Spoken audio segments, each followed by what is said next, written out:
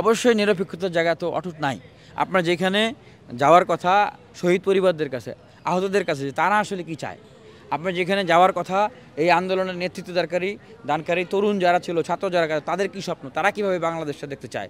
মোহাম্মদ ইউনূস সাহেব তো বলেছিলেন যে আমাকে ছাত্ররা দায়িত্ব দিয়েছে, ছাত্র জনতা দায়িত্ব দিয়েছে, আমি তরুণদের স্বপ্ন অনুযায়ী দেশকে সাজাতে চাই। তা আপনি তরুণদের স্বপ্ন অনুযায়ী দেশ সাজাতে আপনি লন্ডন চলে গেছেন।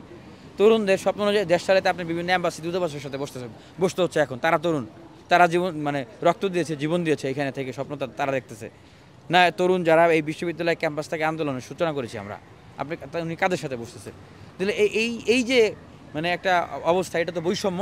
এবং আমি বলবো যে এটা আরেক রকমের এই জনগণের সাথে এক রকমের একটা তবে এখানে যেরকম ইউনূস সাহেবের দায় আছে, সেই বৃহৎ রাজনৈতিক দল তাদের এই ক্ষমতা কেন্দ্রিক যে একটা লিপ্সা যেটা তাদের উপরে ভর করেছে, তাদেরও দায় আছে। তারা বলেছিল 31 দফা, সেখানে সংস্কার আছে, জাতীয় সরকার আছে। তাহলে এখন জনাব তারেক রহমান কেন সংস্কারের জন্য জাতীয় সরকারে ডাক দিচ্ছেন না? কারণ তারা দ্রুত ক্ষমতায় যেতে হবে। তাহলে আজকে যদি সংস্কার পরিবর্তন না হয়ে সরাসরি নির্বাচনের জন্য যায়, সেক্ষেত্রে যেরকম প্রধান উপদেষ্টা দায়ী থাকবেন, ঠিক একইভাবে বৃহত্তম রাজনৈতিক দল বিএনপিও দায়ী থাকবেন। এবং তার সাথে সাথে যারা সংস্কার ছাড়ে নির্বাচন চাচ্ছে, তারাও দায়ী থাকবেন।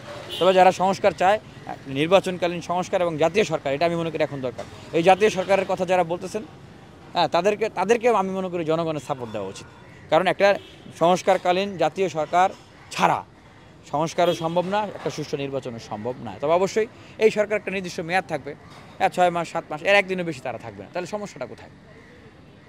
For more updates, follow us on Facebook, subscribe our YouTube channel, get the latest update on www.daily-sun.com.